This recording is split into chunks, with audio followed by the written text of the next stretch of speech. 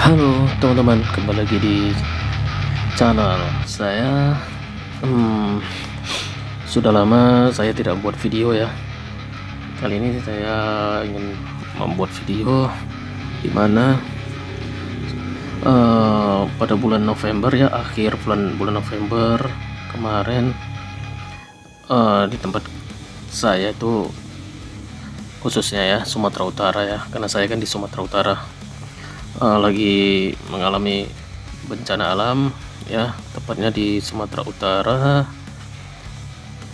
Aceh, dan Sumatera Barat ya. Tragedi bencana alam ya yang sangat mengerikan di kota saya ya, masih satu provinsi tempat saya tinggal, Sumatera Utara.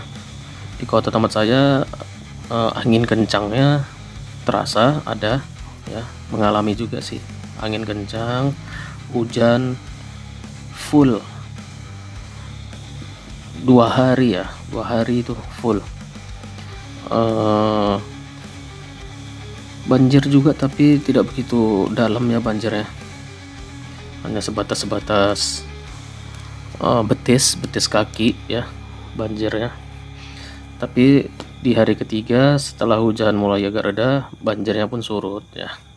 Tapi di Sumatera Utara itu, yang khususnya di Medan, di Tapanuli Selatan, Tapanuli Tengah, itu banjirnya ada besar banget ya. Dan di Tapanuli juga diiringi dengan longsor ya teman-teman, seperti di Sumatera Barat juga ya. Jadi kita turut ini ya, berduka, belasungkawa untuk saudara-saudara kita ya di Sumatera Utara, di Aceh, dan juga di Sumatera Barat. Semoga semuanya dalam lindungan Tuhan. Semoga semuanya baik-baik aja. Yang kehilangan keluarga, semoga diberi kesabaran, kekuatan ya. Oke, di sini saya ingin membuat video. Kali ini kita akan bertanya-tanya pada ChatGPT ya, teman-teman. Jadi kita akan bertanya pada ChatGPT tentang ya musibah atau bencana alam yang terjadi di Sumatera. Oke, langsung aja kita buka ChatGPT-nya ya. Oke, kita buka langsung ChatGPT-nya. Oke teman-teman, di ChatGPT ini kita akan bertanya pada ChatGPT tentang bencana alam yang terjadi di Kepulauan Sumatera, yaitu khususnya di Aceh, Sumatera Utara, dan Sumatera Barat. Oke, kita akan bertanya pada ChatGPT ya, kita tuliskan aja ChatGPT. Kita bertanya dulu pada ChatGPT-nya. Ini kita geser ke atas deh, soalnya sedikit mengganggu ya. Kita tanyakan, apakah kamu tahu bahwasanya di Indonesia baru saja mengalami bencana alam. Oke, kita tanya pada ChatGPT, apakah kamu tahu bahwasanya di Indonesia baru saja mengalami bencana alam?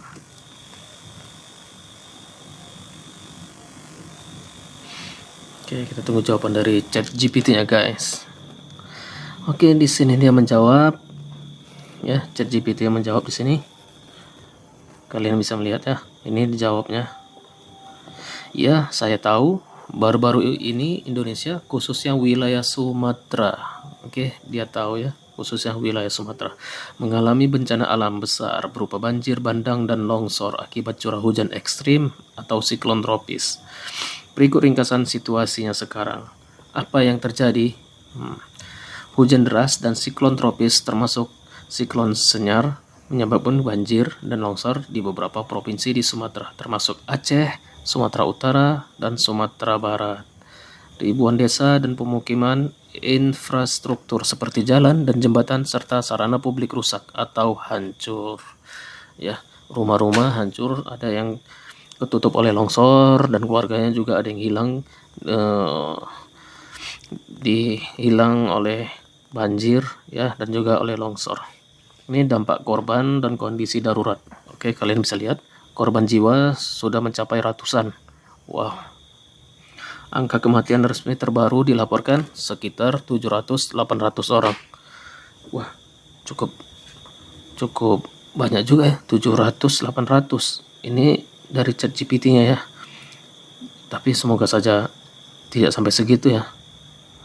Banyak orang hilang, luka-luka terlantar, dan jutaan orang terdampak, termasuk pengungsi dan mereka yang kehilangan tempat tinggal. Akses ke banyak lokasi terputus. Ya. Di sini dia mengatakan kenapa bencana ini begitu parah. Faktor alam dan manusia. Ya, ini faktor alamnya hujan ekstrim ditambah iklim siklon monsun. Secara alamiah meningkatkan risiko banjir atau longsor. Tapi para ahli dan organisasi lingkungan menunjukkan bahwa kerusakan lingkungan seperti deforestasi besar-besaran dan konversi lahan atau untuk pertambangan, perkebunan dan lain-lain memperparah dampaknya. Oke, di sini ChatGPT mengatakannya banyak kawasan hulu yang seharusnya menyerap air hilang kapasitasnya sehingga air meluap deras. Oke, di sini bisa kalian baca ya. Oke, dia tahu ya. Karena kamu tinggal di Medan, di Sumatera Utara, sepertinya bencana ini sangat relevan dengan situasimu. Sebenarnya saya tidak pas di kota Medannya, saya di kota yang lainnya, tapi masuk dalam provinsi Sumatera Utara. Yang juga merasakan hujan full 2 harian dan angin kencang ya, angin ribut, kencang banget anginnya. Selama 2 harian, 3 harian gitu sih anginnya. Oke, kita tanya lagi kepada ChatGPT ya. Kenapa ini? Apakah bencana di Sumatera bisa dikatakan dalam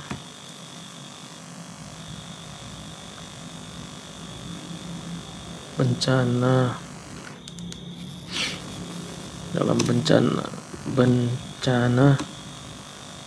nasional?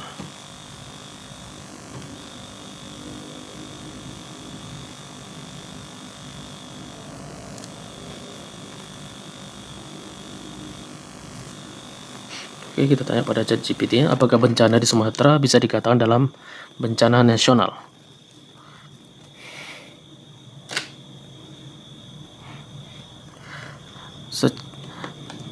Saat ini kejadian di 2025 Sumatera belum secara resmi dikategorikan sebagai bencana nasional menurut pemerintah. Kenapa belum disebut bencana nasional? Kepala Badan Nasional Penanggulangan Bencana menyatakan bahwa banjir atau longsor di Sumatera walaupun sangat parah tidak memenuhi kriteria penetapan sebagai bencana nasional. Pemerintah pusat sampai sekarang menganggap tanggap darurat dilakukan pada tingkat provinsi atau kawasan terdampak. Ini menurut pemerintah, dibahas si ChatGPT-nya ya. Oke guys, jadi perlu kita pahami ini menurut pemerintah kita. Jadi dijelaskan si ChatGPT. Menurut pernyataan resmi pemerintah, aspek-aspek seperti cakupan wilayah, kapasitas daerah terdampak, serta apakah bencana tersebut melampaui kemampuan daerah menjadi pertimbangan sebelum dinaikkan status ke nasional. Namun, banyak pihak berargumen bahwa bencana ini pantas disebut bencana nasional. Iya, karena ya Sumatera Utara, Aceh, dan Sumatera Barat hampir keseluruhannya Kepulauan Sumatera terkena bencananya. Ya.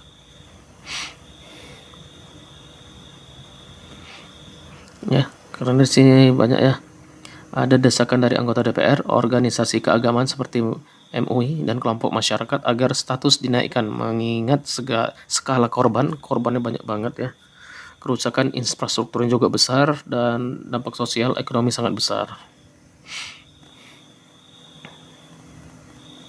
Nah, di sini dia mengatakan tingkat provinsi sulit menangani sendiri sehingga koordinasi dan bantuan dari pusat sangat dibutuhkan.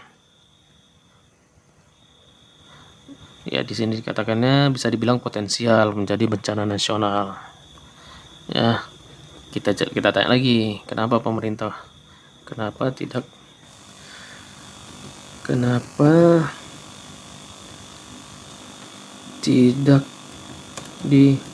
dinaikkan menjadi bencana nasional? Kenapa tidak dinaikkan menjadi bencana nasional? Kita tanya lagi.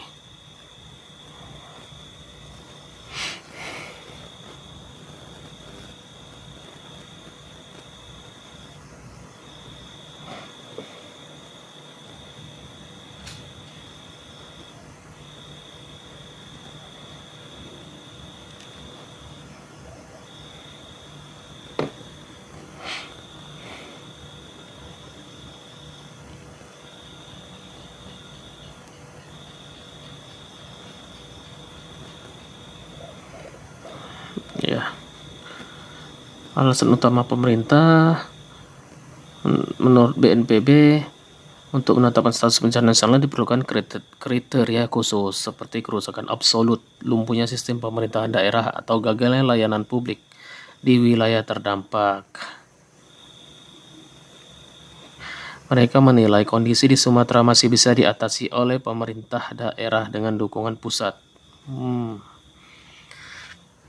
Kepala BNPB menyebut bahwa di Indonesia peristiwa yang pernah mendapat status bencana nasional sangat terbatas, hanya beberapa, misalnya tsunami Aceh dan pandemi COVID-19.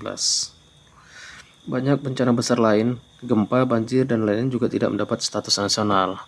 Sebagai presiden bahwa tidak semua bencana besar otomatis jadi bencana nasional. Oke. Dalam penilaian terakhir, meskipun korban dan kerusakan cukup besar, pemerintah menyatakan bahwa situasi sudah bisa dikendalikan.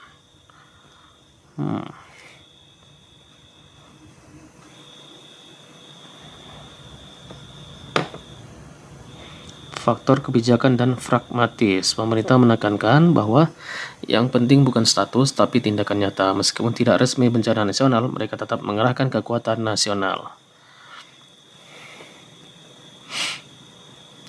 Di sini implikasi dan kontroversi. Kenapa banyak orang minta status dinaikkan? Di sini dengan skala korban dan kerusakan besar serta cakupan provinsi yang luas, bencana yang layak disebut nasional supaya alokasi bantuan, koordinasi, dan pemulihan bisa lebih cepat dan terpusat.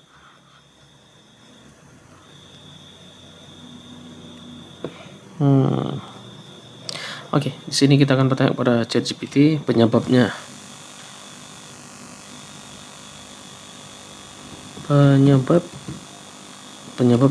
terjadinya banjir besar dan longsor di Sumatera Utara, Aceh, dan Sumatera Barat sebenarnya disebabkan oleh apa? Oke, kita tanya.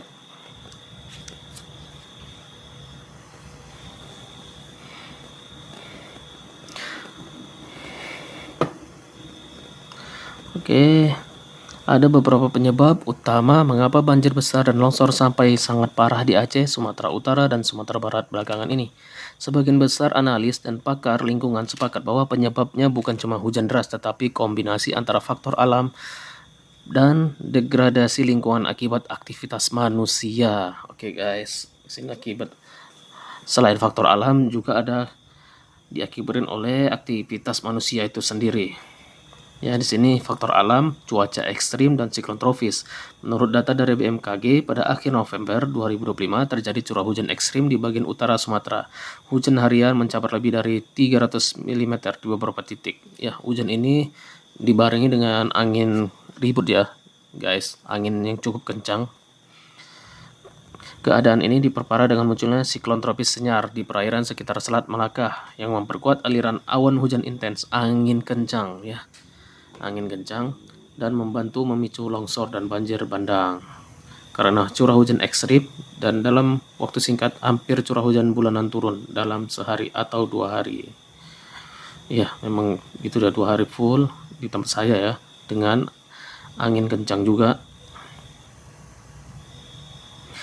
Jadi hujan lebat plus cuaca ekstrim adalah pemicu langsung terjadinya banjir dan longsor. Dan di sini ada faktor lingkungannya dan degradasi ekosistem, deforestasi dan kehilangan fungsi spong alam.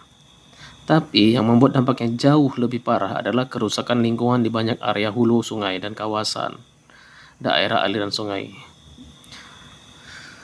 Ya, pakar UGM mengatakan bahwa ekosistem hutan di hulu telah merusak fungsi alami hutan sebagai spong atau penyerap air, yaitu fungsi interseptasi hujan, infiltrasi tanah, penguapan atau transpirasi, serta kontrol erosi. Oke, sini ya bisa kita lihat. Dalam 2 dekade terakhir terjadi pengurangan tutupan hutan secara signifikan di Aceh, Sumatera Utara, dan Sumatera Barat. Ya. Sebagian karena pembukaan lahan untuk perkebunan, misalnya sawit, pertambangan, atau kegiatan ekstraktif lainnya. Makanya banyak sih yang dibawa banjirnya itu batang-batang pohon ya, batang-batang kayu yang sudah terpotong-potong ya. Tidak ada daunnya, tidak ada akarnya, atau ya akarnya terpisah dengan batang-batang yang lainnya. Yang pastinya tidak ada daun-daunnya ya. Dan ada sebagian juga video yang menunjukkan ya di batang-batang pohonnya itu sudah diberikan nomor ya, ada nomor 3 gitu di batang-batangnya. Jadi selain dia ini ya dibilangnya faktor alam, juga ada faktor dari manusianya itu ya. Karena yang membuat semakin parah itu pasti kena banjirnya itu membawa batang-batang pohon besar. Pasti siapa yang tersenggol dengan kencangnya batang pohon itu di bawah air pasti pingsan ya. Degradasi lingkungan ini juga melemahkan kemampuan tanah. Jadi tanah itu lemah kemampuannya karena degradasi itu ya. Dan daratan dalam menyerap air hujan. Alhasil kalau hujan ekstrim terjadi, air tidak terserap tapi langsung turun. Oh, jadi karena tidak ada pohon itu atau pohon-pohon itu jadi sedikit, jadi hujan yang lebat itu saat turun ke bumi dia tidak langsung terserap, jadi dia terserapnya dikit ya karena pohon-pohon itu sudah ditebangi semua, hanya tanam pohon-pohonan sebagian kecil yang menyerap tapi tidak bisa ini ya optimal, jadi sedikit air terserap dan yang banyaknya itu langsung turun ya. Jadi airnya langsung turun, sebagian aliran cepat, memperbesar potensi banjir dan longsor. Ada laporan bahwa material kayu atau gelondongan ikut terbawa aliran air. Ya, kita bisa lihat ya di video-video itu jelas banget, banyak banget ya. Itu tidak bisa dielakkan lagi. Itu banyak banget kita lihat, menunjukkan jejak aktivitas penebangan atau penebangan ilegal atau lahan yang telah dikonversi. Di sini jelaskannya intinya kondisi alam sudah rawan ya. Walaupun alam saat ini sudah rawan, tapi ketika tameng alam seperti hutan dicabut, dampak hujan ekstrim jadi jauh lebih fatal. Memang kondisi alamnya sudah rawan, tapi semua itu menjadi fatal karena tameng alamnya itu sudah digundul atau ditebangi seperti hutan-hutannya. Jadi di sini katanya kombinasi faktor alam plus manusia. Kenapa bencana jadi sangat parah? Para ahli menyatakan bahwa bencana kali ini adalah hasil tabrakan antara cuaca ekstrim dengan kerentanan ekologis yang dibangun manusia. Sehingga hujan deras dan siklon tropis menjadi pemicu langsung, tapi degradasi lingkungan, deforestasi, konversi lahan, pengeringan das, daerah aliran sungai, aktivitas tambang atau perkebunan melemahkan sistem alam yang biasanya menahan air. Saat sistem alami gagal, hujan ekstrim berubah jadi banjir bandang dan longsor yang sangat dahsyat, terutama di daerah hulu hingga ke permukiman. Oke guys, jadi di sini bisa kita jelas ya, bisa kita pahami. Semoga bisa membuka cara berpikir kita ya, bahwasanya memang faktor alam ya, karena cuaca ekstrim ya, angin kencang dan hujan berhari-hari full, dan lebih parahnya lagi ditambah dengan ulah manusia itu sendiri, ulah kita ya, yang menebang hutan seperti itu ya, karena ya mungkin ada yang membangun bisnisnya ya, membangun perusahaannya dengan menebang hutan, menanam sawit atau tambang. Itu menguntungkan dirinya sendiri tapi tidak menguntungkan untuk rakyat Indonesia. Dan jadilah semua bencana ini terjadi akhirnya. Ada yang kehilangan keluarga, ada yang kehilangan tempat tinggal, ada kehilangan tempat tinggal dan keluarga. Dan infonya saat ini juga di Aceh masih kadang ada longsornya juga ya, di Aceh, di Padang ya, di Medan, Tapanuli, dan infonya yang di pelosok-pelosok ya itu masih kesulitan dengan air bersih, makanan. Dan kita lihat di video-video juga ya, di video Instagram, Facebook, bantuan yang ada ya, pernah bantuannya dikirim dari helikopter tapi dicampakkan dari atas. Wah, itu sangat, langsung beras itu pecah dan tercecer ke tanah gitu sih. Sebenarnya ya cari cara yang lebih bijak lagi ya untuk menurunkan bantuan itu, jangan mencampakkan ya, seharusnya cari cara yang lebih bijak lagi, cara yang lebih baik lagi. Oke, jadi semoga ini jadi pelajaran bagi kita. Semoga kita semua bisa menjaga alam ini ya, tidak merusak. Oh ya, dan jangan membuang sampah sembarangan, membuang sampah di sungai seperti itu. Ingat guys, sungai itu bukan tong sampah ya. Ingat sekali lagi, sungai itu bukan tong sampah. Jadi jangan pernah membuang sampah di sungai. Nanti tiba waktunya banjir, kalian menyalahkan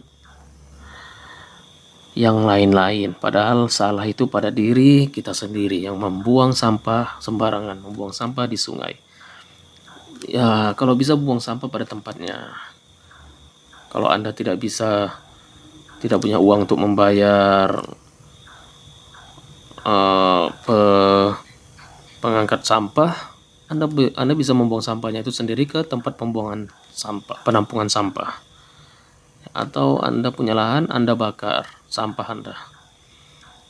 Seharusnya kita bisa bijak ya menjalani hidup ini, lebih peduli, terutama peduli pada yang kita lakukan ya, peduli pada diri sendiri, terutama seperti membuang sampah pada tempatnya, membakar sampah ya. Kalau kita tidak peduli dengan diri kita sendiri, mungkin ya bagaimana lagi, pasti dengan orang lain kita juga tidak akan peduli, apalagi dengan alam ini pasti tidak lebih peduli lagi. Jadi kepedulian itu perlu banget, pertama harus datang pada diri kita sendiri ya, karena di saat-saat ini kalau kita lihat-lihat, kepedulian itu sudah semakin terkikis, semakin berkurang, semakin hilang. Orang semakin cuek, tidak peduli. Padahal kepedulian itu sangat penting untuk diri kita sendiri, untuk sekitar kita, untuk lingkungan kita. Oke guys, jadi semoga bermanfaat jawaban-jawaban yang telah disampaikan oleh ChatGPT kepada kita ya. Oke, jika menurut kalian video ini bermanfaat. Jangan lupa support terus channel ini dengan subscribe, like, dan share. Oke, terima kasih guys, semoga bermanfaat. Dan untuk semua korban bencana, semoga diberi kekuatan kesabaran, dan semoga bantuan-bantuan datang tepat pada sasaran dan tepat waktu. Oke, untuk pemerintah semoga secepatnya bantuan-bantuan itu disampaikan, disalurkan, diberikan kepada para korban, karena kemungkinan terutama yang di pelosok-pelosok mungkin mereka sudah menunggu-nunggu ya, yang di pelosok, yang di pedalaman mereka sudah menunggu-nunggu, mereka cukup kekurangan banget ya. Kepada pemerintah tolong bantuannya ya. Oke, terima kasih, semoga bermanfaat.